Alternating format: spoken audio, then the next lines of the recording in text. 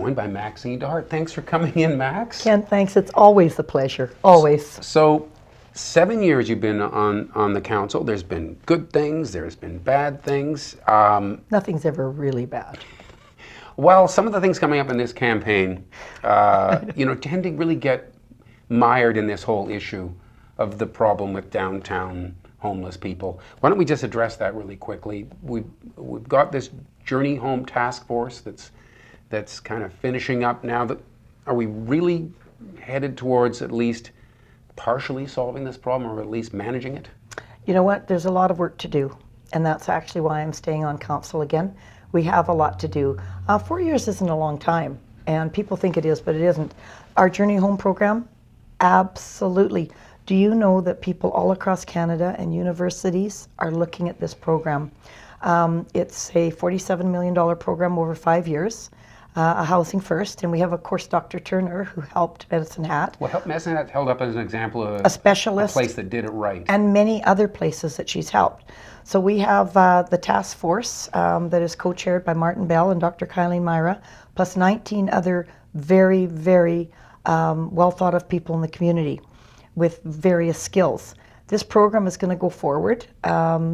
It's, like I said, we're going to get help from BC Housing and some of the other government levels of government for the funding, and we're going to go forward with it. We will see how that turns out over Yes. time, but in the meantime, sometimes, and I've heard this criticism, that the council can be so focused on some of the great things in the downtown area and some of the problems, but we sometimes maybe are losing focus on other areas like Rutland and well, I don't think that's true. I mean, specifically for me, it's not true. One of my goals is the downtown, but all the other centers. We have the Rutland Town Centre, we have the Pandosy Town Centre, we're doing the Capri Landmark, that's going to be a town centre because we feel there'll be thousands of people coming to Kelowna and we have to build up and have some town centres. Glenmore, we're working on Glenmore. As you know, I'm very focused in the business community and I hear the concerns. And I spend a lot of time in all of those areas. Right. And I'm very focused to help them in their town centres to grow. People know you as a columnist. And that gives you name recognition. That helps get votes. But it also, I think by having that column, it does force you to always be reaching out to members of the business community so you have things to write about. And by doing that, though, it does kind of keep you connected. Keeps me in the loop, so to speak. And your finger on the pulse a little bit. Well, it does, because I speak to about 100 people a week. I'm on the column. I get 100 pieces of mail, and I shift through all of them. And I'll tell you, I very seldom do not speak to every person. So I do have my pulse on the business community, whether it be in Rutland or the Mission or Glenmore, and it's great talking to them. I think I have an advantage that way, because people do call me. It's not like I reach out to people, but they normally call me. And do you find yourself drawing upon those connections you have and the understanding you build up, speaking around the council chambers, around the table? Are you drawing on those Absolutely. connections? And I often say at council chambers, because of this, because I talked to those people in the Landmark Capri area, because they called me over business. Absolutely.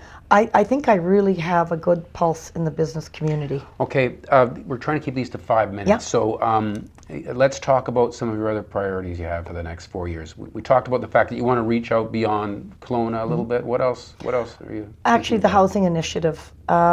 Attainable housing. I don't like to say affordable. Attainable. I think council's done an incredible job in the last few years. We're going to have close to 2,000 rental homes on the market by the end of this year, and I think a few more hundred the next year. So attainable housing.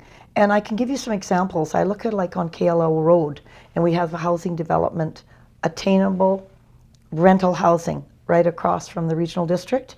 And those are the type of units we need. Matter of fact, I have friends that live in those units, and they're attainable, they're new, they're reasonable rent, and we have many going up in Glenmore, we have them in Rutland, we have them all over the city. And I think it's really important because I know people that have turned down good jobs here because they cannot get housing. Yeah. And it is very important for our economy. Real quickly, I want to double back to the downtown. We're getting about 12 high-rises perhaps in the next few years. Do you like that? Is this going to change the look of Kelowna in a good way? But you know what? People talk about transportation. Well, guess what? If you can walk where you live and you play, What's better than that? And the downtown, we have to diversify and have the downtown. We have to use infill. And you know what's amazing? People love it. How fast 5 minutes goes by. I'd like to move downtown. Thank you. All right. Good to see you again, Maxine DeHart. Can't believe it. Thanks, and thank you for watching. Oh my God, I can't Kelowna believe Now. it.